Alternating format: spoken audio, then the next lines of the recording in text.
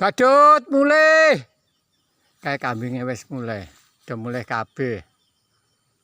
Badut. Ning ndi iki? Kok ora ketok. Badut, kae. Yo. Badut. Ah ngono. Walah enake. Dik mulih sik ta ya.